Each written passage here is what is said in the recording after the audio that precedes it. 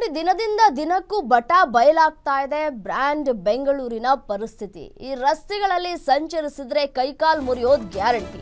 ಮಳೆ ಬಂದ್ರೆ ಸಾಕು ಕಣ್ಣಿಗೆ ರಾಚುತ್ತೆ ಬೆಂಗಳೂರಿನ ಅಭಿವೃದ್ಧಿ. ಬೆಂಗಳೂರಿನ ಬಗ್ಗೆ ಮತ್ತೆ ಅಸಮಾಧಾನವನ್ನ ಹೊರ ಹಾಕಿದ್ದಾರೆ ಉದ್ಯಮಿಗಳು. ರಸ್ತೆ ಗುಂಡಿಗಳ ವಿಚಾರವಾಗಿ ಸರ್ಕಾರದ ವಿರುದ್ಧ ಪೋಸ್ಟ್ ಅನ್ನ ಮಾಡಲಾಗಿದೆ. ಬೆಂಗಳೂರಿನ ರಸ್ತೆ ಗುಂಡಿ ಕಂಡ ಕಡೆ ಕಸದ ರಾಶಿ ಕಾಣ ಸಿಗ್ತಾ ಇದೆ. ಅದರ ಬಗ್ಗೆಯೂ ಕೂಡ ಉಲ್ಲೇಖವನ್ನ ಮಾಡಿ ಪ್ರಶ್ನೆಯನ್ನ ಮಾಡ್ತಾ ಇದ್ದಾರೆ ಉದ್ಯಮಿಗಳು.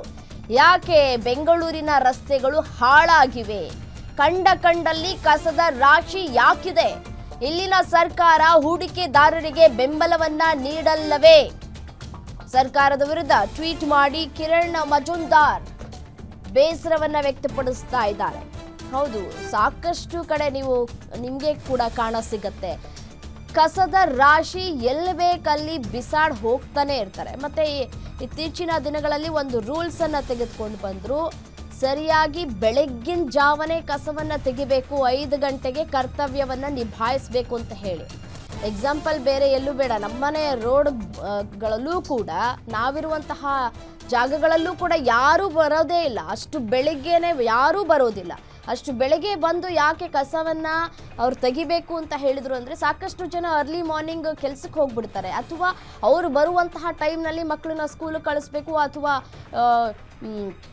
ಈ ಆಫೀಸ್ಗೆ ಹೋಗೋ ಗಂಡಂದಿರನ್ನ ಅವರಿಗೆ ಅಡುಗೆ ಮಾಡಿ ಕಳಿಸ್ತಾ ಇರಬೇಕಾಗತ್ತೆ. ಸೊ ಹಾಗಾಗಿ ಆ ಟೈಮಿಗೆ ಕಸ ಹಾಕೋದಕ್ಕೆ ಸಾಧ್ಯ ಆಗದೇ ಇರೋರು ಎಲ್ಲೆಲ್ಲಿ ಬೇಕಲ್ಲಿ ಕಸದ ರಾಶಿ ಹಾಕ್ತಾ ಇದ್ರು.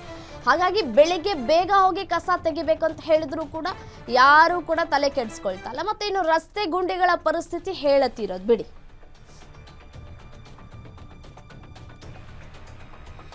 ಎಸ್ಎನ್ನು ಇದೇ ವಿಚಾರಕ್ಕೆ ಸಂಬಂಧಪಟ್ಟಂತೆ ಮತ್ತಷ್ಟು ಡೀಟೇಲ್ಸ್ ಕೊಡ್ತಾ ಹೋಗ್ತಾರೆ ನಮ್ಮ ಪ್ರತಿನಿಧಿ ಚರಣ್ ದೂರವಾಣಿ ಸಂಪರ್ಕದಲ್ಲಿದ್ದಾರೆ. ಚರಣ್, ಏನಾಗ್ತಾ ಇದೆ ಬ್ರ್ಯಾಂಡ್ ಬೆಂಗಳೂರಿನ ಕತೆ ಅಂತ ಹೇಳಿ? ಒಂದೋ ಎರಡೋ ಕಡೆ ಅಲ್ಲ, ಸಾಕಷ್ಟು ಕಡೆ ಕಸದ ರಾಶಿ ಮತ್ತೆ ಗುಂಡಿಗಳನ್ನ ಮುಚ್ತಾ ಇದೀವಿ ಅಂತ ಹೇಳ್ತಾ ಇದಾರಲ್ಲ ಅಧಿಕಾರಿಗಳು. ನೋಡಿ, ರಸ್ತೆಗಳನ್ನ ನೋಡಿದಂತಹ ಸಂದರ್ಭದಲ್ಲಿ ಒಂದ್ ಕಡೆ ಗುಂಡಿ ಮುಚ್ಚಿರ್ತಾರೆ, ಇನ್ನೊಂದ್ ಕಡೆ ಗುಂಡಿ ಹಾಗೆ ಇರುತ್ತೆ, ಅದನ್ನ ಹಾಗೆ ಬಿಟ್ಟು ಹೋಗ್ತಾ ಇರ್ತಾರೆ. ಕೆಲವು ಕಡೆ ಅದೇ ರೀತಿಯಾದಂತಹ ಪರಿಸ್ಥಿತಿ ನಿರ್ಮಾಣ ಆಗಿದೆ. ಎಸ್ ರಮ್ಯಾ, ಪ್ರಮುಖವಾಗಿ ಬೆಂಗಳೂರಿನ ಒಂದಿಷ್ಟು ಏರಿಯಾಗಳು ಗಬ್ಬೆದ್ದು ನಾಡ್ತಾ ಇದೆ. ಅದರ ಜೊತೆಗೆ ಆ ಒಂದು ಏರಿಯಾಗಳಲ್ಲಿ ಗುಂಡಿಯ ಹಾವಳಿಗಳು ಜೋರಾಗಿದೆ. ಈ ಒಂದು ವಿಚಾರಕ್ಕೆ ಸಂಬಂಧಪಟ್ಟ ಹಾಗೆ ಈ ಹಿಂದೆ ಕೂಡ ಒಂದಿಷ್ಟು ಉದ್ಯಮಿಗಳು ಟ್ವೀಟ್ ಮೂಲಕ ಸರ್ಕಾರವನ್ನ ಟೀಕಿಸುವಂತಹ ಕೆಲಸವನ್ನ ಮಾಡಿದ್ರು.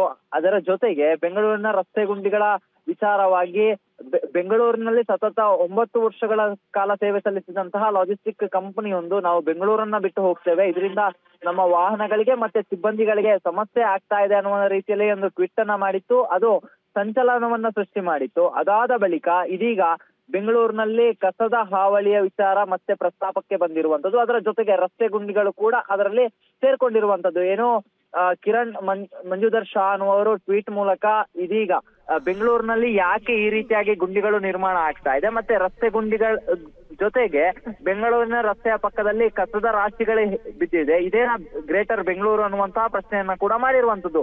ಎಲ್ಲೋ ಒಂದು ಕಡೆಯಲ್ಲಿ ಬೆಂಗಳೂರು ತನ್ನ ಏನು ಉದ್ಯಾನ ನಗರಿ, ಗಾರ್ಡನ್ ಸಿಟಿ ಅಂತ ಏನು ಕರೆಸಿಕೊಳ್ತಾ ಇತ್ತು, ಅದು ಎಲ್ಲೋ ಒಂದು ಕಡೆ ದಿನದಿಂದ ದಿನಕ್ಕೆ ಗಾರ್ಬೇಜ್ ಸಿಟಿಯಾಗಿ ಬದಲಾಗ್ತಾ ಇದೆ. ನಗರದ ಪ್ರಮುಖ ರಸ್ತೆಗಳಲ್ಲಿ ಕೂಡ ಕಸದ ರಾಶಿಗಳು ಬೀಳ್ತಾ ಇದೆ. ಒಂದೆಡೆ ಸಾರ್ವಜನಿಕರು ತಂದು ಕಸವನ್ನ ಹಾಕುವಂತ ಕೆಲಸವನ್ನ ಮಾಡ್ತಾ ಇದ್ರೆ ಅದಕ್ಕೆ ದಂಡವನ್ನ ಹಾಕಬೇಕಾಗಿದ್ದಂತಹ ಗ್ರೇಟರ್ ಬೆಂಗಳೂರು ಪ್ರಾಧಿಕಾರ ಸುಮ್ಮನಾಗಿ ಕುಳಿತಿದೆ. ಅದರ ಜೊತೆಗೆ ಮತ್ತೊಂದು ಕಡೆಯಲ್ಲಿ ಪೌರ ಕಾರ್ಮಿಕರಿಗೆ ಯಾವುದೇ ರೀತಿಯಾಗಿ ಸಂಬಳಗಳನ್ನ ನೀಡ್ತಾ ಇಲ್ಲ. ಕಳೆದ 3 ತಿಂಗಳಿಂದ ವೇತನವನ್ನ ಬಾಕಿ ಇಟ್ಕೊಂಡಿರೋದ್ರಿಂದಾಗಿ ಪೌರ ಕಾರ್ಮಿಕರು ಕೂಡ ಈ ಒಂದು ಸ್ವಚ್ಛತೆ ಕೆಲಸದಲ್ಲಿ ಭಾಗಿಯಾಗೋದಕ್ಕೆ ಹಿಂದೇಟನ್ನ ಹಾಕ್ತಾ ಇದ್ದಾರೆ. ಇದರಿಂದಾಗಿ ಬೆಂಗಳೂರು ಸಂಪೂರ್ಣವಾಗಿ ಗಬ್ಬೆದ್ದು ನಾಡ್ತಾ ಇದೆ. ಅದೆಷ್ಟೇ ಬಾರಿ ಪ್ರತಿಭಟನೆಯನ್ನ ಕರೆ ನೀಡಿ ವೇತನವನ್ನ ಕೊಡಿ ಅಂತ ಹೇಳಿ ಕೇಳಿದ್ರು ಕೂಡ ಜಿಬಿಎ ಇದಕ್ಕೆ ಉತ್ತರಿಸ್ತಾ ಇಲ್ಲ. ಈ ಹಿನ್ನೆಲೆಯಲ್ಲಿ ಪೌರ ಕಾರ್ಮಿಕರು ನಿಧಾನಗತಿಯಾಗಿ ಕಸ ವಿಲೇವಾರಿ ಮಾಡುವ ಕೆಲಸವನ್ನೇ ನಿಧಾನ ಮಾಡ್ತಾ ಇದ್ದಾರೆ. ಇದರಿಂದಾಗಿ ಬೆಂಗಳೂರಿನಲ್ಲಿ ಅಲ್ಲಲ್ಲಿ ಕಸದ ರಾಶಿ ನಿರ್ಮಾಣ ಆಗಿದ್ರೆ, ಮತ್ತೊಂದು ಕಡೆಯಲ್ಲಿ ರಸ್ತೆ ಗುಂಡಿಗಳ ಕಾಟ ಕೂಡ ಶುರುವಾಗಿರುವಂತದ್ದು. ಇದರಿಂದಾಗಿ ಅನೇಕ ಉದ್ಯಮಿಗಳು ಈಗ ಟ್ವೀಟ್ ಮೂಲಕ ಸರ್ಕಾರವನ್ನ ಟೀಕೆ ಮಾಡುವಂತಹ ಕೆಲಸವನ್ನ ಕೂಡ ಮಾಡ್ತಾ ಇರುವಂತದ್ದು. ರಮ್ಯಾ, ಥ್ಯಾಂಕ್ ಯು ತಮ್ಮೆಲ್ಲ ಮಾಹಿತಿಗೆ ಚರಣ್.